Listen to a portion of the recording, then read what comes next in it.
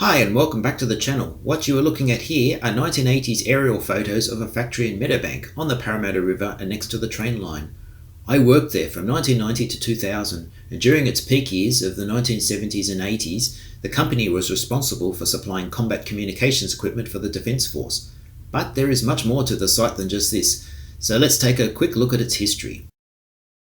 Originally, the site was a residential property named Helene, which had been home to the former New South Wales Premier, Sir Henry Parkes. Construction started on the site in 1947 and consisted of the gatehouse, administration, factory, boiler house, and an adjacent engineering building. It was all completed in 1950. Of the completed photos, we firstly see the front reception building with the company's first name, Telephone and Electrical Industries, or TEI, shown. This photo shows the middle of the building, looking from the east. Shown here is the large stairwell to the front.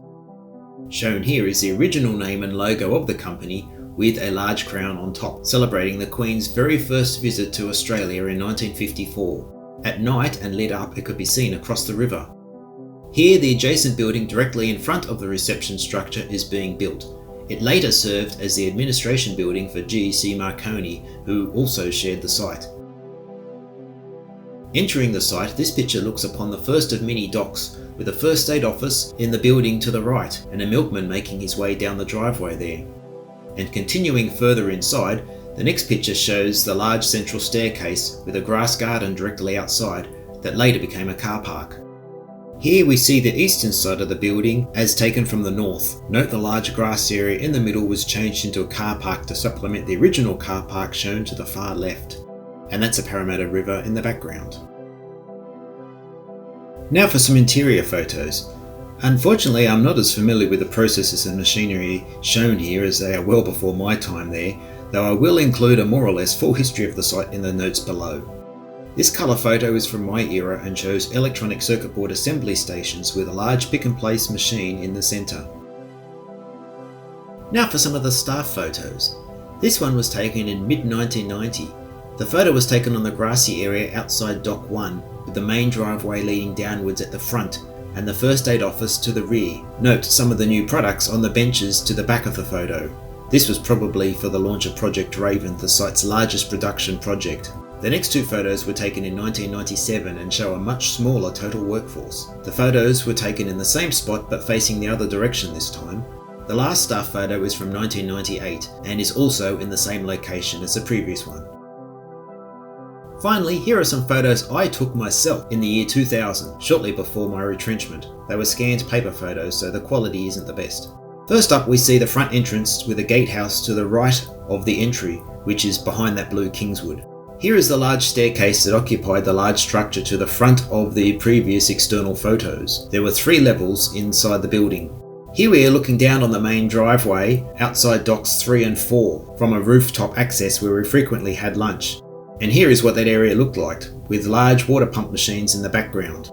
Back outside now, here is a more modern look at an earlier photo showing Dock 1, where large army tanks were frequently parked for interior refits, and there was a paint booth inside nearby where everything was painted in that green olive drab colour. Moving further down the driveway, this part of the building was once occupied by GEC engineers, but at this time was mostly empty.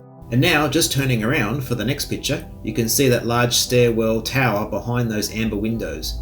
There was an entry to this beyond the right edge of the picture. On the ground floor here, there was an office for production of B-Max satellites for a short time. The next photo goes to the far end of the eastern face of the building. This is the back corner, and the driveway here turns and goes straight to the front again. Simply turning around for this picture, this was at the very back of the property, very close to the wharf down by the river. I believe this was a moulding shop or something, but it was always empty in the time that I was there.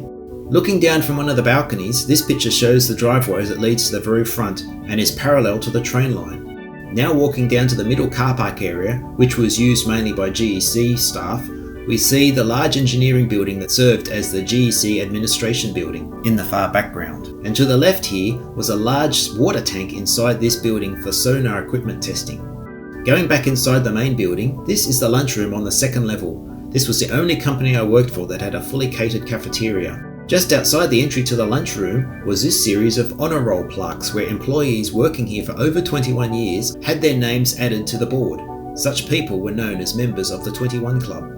Now going up to the production areas on level 3, here is a look down through a production area with the testing area in the foreground and assembly in the very far ground. Note the enclosed structure to the centre left was a secure room for employees who were cleared for top secret clearance to assemble and test some security equipment. And here also on the top third floor, just outside the area you just saw, is what we called the wooden floor. It probably served as production of something or other back in those black and white days, but it was only used for random storage while I was there.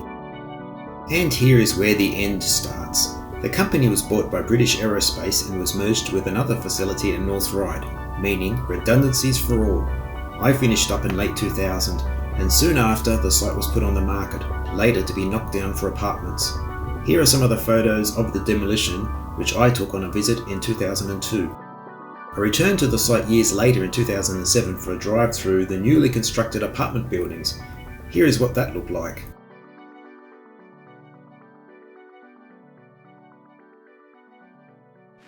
Okay, well that's it. If you worked here, I guess this might mean something, but if you didn't, I guess it won't mean much at all.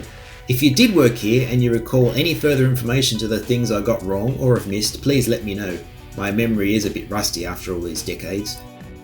Finally, the photos here belong to an official archive. When I suggested the company create a history page on their intranet site, I was permitted to borrow the albums and scan these pictures. There were hundreds of them. Hopefully, they still exist in a safe place somewhere. Okay, well if you made it this far, thanks again for watching and see you next time.